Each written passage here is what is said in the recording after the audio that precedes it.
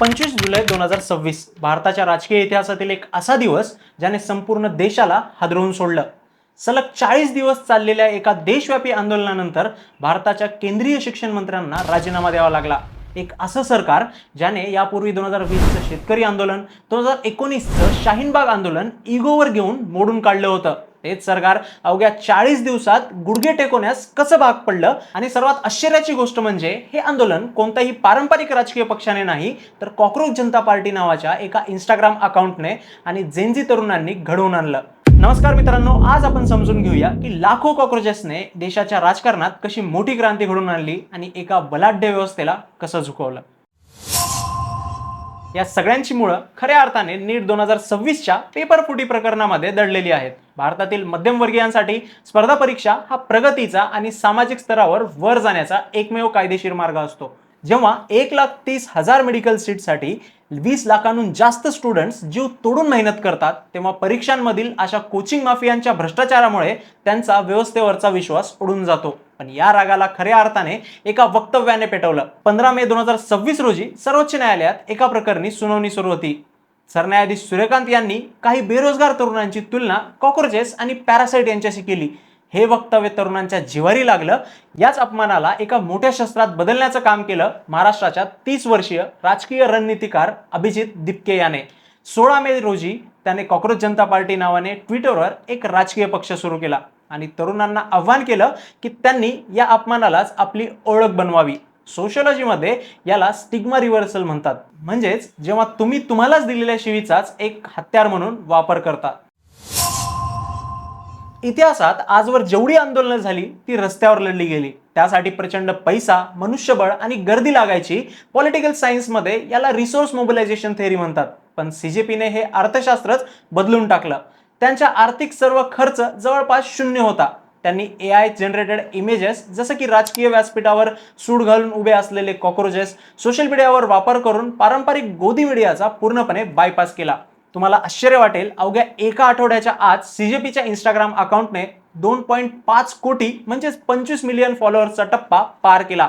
सत्ताधारी आणि विरोधी पक्षांच्या अधिकृत अकाउंटपेक्षाही त्यांचा डिजिटल प्रभाव मोठा झाला. त्यांनी पारंपरिक नेत्यांसारखी भाषणं ठोकण्याऐवजी टेलिग्राम आणि डिस्कॉर्ड सारख्या बंद आणि सुरक्षित प्लॅटफॉर्मवर आपली लॉजिस्टिक आणि रणनीती आखली, जिथे सरकारची नजर सहजासहजी पोहोचू शकत नव्हती. पण हे आंदोलन फक्त ऑनलाईन राहिलं नाही. याला ग्राउंड लेवल मुवमेंट बनवण्यात अभिजित दिपके यांची भूमिका अत्यंत महत्त्वाची होती. 6 जून रोजी अभिजित भारतात परतला आणि त्याने थेट नवी दिल्लीतील जंतर मंतर गाठून प्रत्यक्ष आंदोलनाला सुरुवात केली. यानंतर त्याने अनेक शहरांमध्ये आंदोलनं संघटित केली आणि 20 जून रोजी जंतर मंतरवर बेमुदत धरणे आंदोलन पुकारलं. सुरुवातीच्या काळात या आंदोलनाला मिळणारा प्रतिसाद खूप मर्यादित होता, पण एका मोठ्या क्रांतीचा पाया रचला गेला होता. जेव्हा सरकारला या डिजिटल आणि ग्राउंड आंदोलनाची धग जाणवू लागली, तेव्हा त्यांनी आपली नेहमीची हत्यारे उपसली. 21 जून रोजी IT ॲक्टच्या सेक्शन 69A चा वापर करून संभाव्य अराजकतेचे कारण देत सीजेपीचं X अकाउंट ब्लॉक करण्यात आलं. तसंच तरुणांना एकत्र येण्यापासून रोखण्यासाठी सेक्शन 144 लागू करण्यात आलं. तुम्हाला कदाचित वाटेल की सरकारची ही दडपशाही फक्त भारतात होते, पण तसं नाही. फ्रान्समधील येल्लो वेस्ट प्रोटेस्ट असो, अमेरिकेतील कॅम्पस प्रोटेस्ट असो किंवा जर्मनीतील हवामान कार्यकर्त्यावरील छापे, तिथल्या सरकारांनीही पोलिसांचा वापर करून आंदोलने चिरडण्याचा प्रयत्न केला आहे. सरकार आपल्या विरोधात तयार झालेल्या जनसमुदायाला दाबण्याचा प्रयत्न सतत करत असते.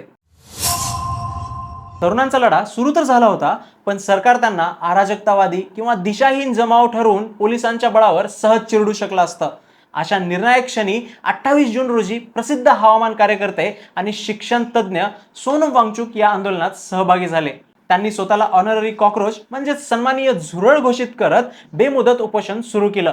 सुरुवातीला या उपोषणाकडे देशाचं तितकंसं लक्ष गेलं नाही, पण जसजसे दिवस गेले आणि उपोषणाच्या 17व्या दिवसाच्या आसपास सोनम वांगचुक यांची प्रकृती खालावू लागली, तसं तसं या आंदोलनाला एक अत्यंत भावनिक वळण म्हणजेच इमोशनल डायमेन्शन मिळालं. लोकांची सहानुभूती प्रचंड वाढली आणि देशभरातून या आंदोलनाला मिळणारा पाठिंबा कित्येक पटींनी वाढला. या आंदोलनाचा सर्वात मोठा टर्निंग पॉइंट ठरला 18 जुलैचा दिवस. उपोषणाच्या 20व्या दिवशी पोलिसांनी सोनम वांगचुक यांना जंतर मंतरवरून बळजबरीने उचलून सरकारी रुग्णालयात दाखल केलं। या घटनेने जेनझी तरुणांचा आणि जनतेचा संताप अनावर झाला। वांगचुक यांच्या प्रवेशाने या आंदोलनाला गांधीजींच्या सत्याग्रहाचं ऐतिहासिक आणि नैतिक वजन प्राप्त झालं होतं। याच रागाचा स्फोट 20 जुलै रोजी चलो संसद मोर्चाच्या रूपात झाला। पावसाळी अधिवेशनाच्या पहिल्याच दिवशी हजारो विद्यार्थी संसदेवर धडकले, पोलिसांनी टिअर गॅस टाकले आणि विद्यार्थी व महिलांवर लाठीचार्ज केला। पण या लाठीचार्जने आंदोलन चिरडण्याऐवजी लोकांच्या नजरेत सरकारची प्रतिमा मलिन केली आणि हे आंदोलन इतकं मोठं झालं की ते रोखणं सरकारच्या आवाक्याबाहेर गेलं। यापूर्वीची अनेक आंदोलने जसे की फार्मर प्रोटेस्ट किंवा शाहीन बाग एखाद्या विशिष्ट रिलीजन किंवा कास्ट सोबत जोडली गेली होती। त्यामुळे सरकारला पोलीस ऍक्शन, कॉम्प्रोमाइज आणि अल्टरनेट नॅरेटिव्ह तयार करून ती आंदोलने संपवण्यात सोपं जायचं। पण सीजेपीचं आंदोलन वेगळं होतं। नीट परीक्षेचा मुद्दा हा कोणत्याही एका जातीचा किंवा धर्माचा नव्हता। त्याने देशभरातील सर्व जाती, धर्म आणि सामाजिक स्तरांवरील मध्यमवर्गीय कुटुंबांना एकत्र आणलं होतं। हा वायडर सोशल बेस असल्यामुळे सरकारला जनमतामध्ये फूट पाडता आली नाही। यातील सर्वात महत्त्वाचा राजकीय पैलू म्हणजे उत्तर भारताचा पाठिंबा। यूपी, बिहार, राजस्थान, मध्य प्रदेश आणि दिल्ली यासारख्या राज्यांमध्ये स्पर्धा परीक्षा देणाऱ्या विद्यार्थ्यांची संख्या सर्वाधिक आहे। हाच पट्टा सत्ताधारी भाजपाचा पारंपरिक आणि सर्वात महत्त्वाचा राजकीय बालेकिल्ला मानला जातो। जेव्हा स्वतःच्याच बालेकिल्ल्यात तरुण मतदार आणि त्यांचे पालक सरकारच्या विरोधात रस्त्यावर उतरले, तेव्हा हे आंदोलन राजकीयदृष्ट्या अतिशय संवेदनशील आणि सरकारसाठी धोकादायक बनलं। आता मुख्य प्रश्न हा आहे की सरकार झुकलं कसं? याचं उत्तर पॉलिटिकल सायन्सच्या पॉलिटिकल अपॉर्च्युनिटी स्ट्रक्चर मध्ये दडलं आहे। 2014 ते 2024 पर्यंत सरकारकडे संसदेत पूर्ण बहुमत होतं। यामुळे कोणतंही आंदोलन ते सहज हाताळू शकत होते। पण 2024च्या निवडणुकानंतर परिस्थिती बदलली होती। आता सरकार चंद्रबाबू नायडू आणि नितीश कुमार यांच्यासारख्या मित्रपक्षांच्या टेकूवर उभा आहे। या प्रादेशिक पक्षांचा मोठा मतदार हा तरुण वर्ग आहे आणि विद्यार्थ्यांवर होणारा अन्याय पाहून गप्प बसणं त्यांना राजकीयदृष्ट्या परवडणारं नव्हतं। त्यातच पंजाब आणि यूपी मधील आगामी विधानसभा निवडणुका अगदी तोंडावर आल्या आहेत। अशा वेळी तरुण मतदारांना आणि मध्यमवर्गीयांना दुखवण्याची सत्ताधारी पक्षाची हिंमत नव्हती।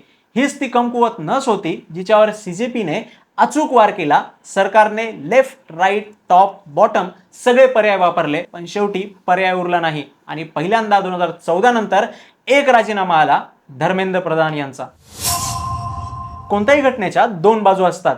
सरकारच्या बाजूने असा युक्तिवाद केला गेला की विरोधी पक्ष जसे की इंडिया आघाडी विद्यार्थ्यांच्या दुःखाचा राजकीय फायदा उचलत आहेत आणि त्यांच्या मते हिंसक कारवायांमुळे संसदेच्या सुरक्षेला धोका निर्माण झाला होता।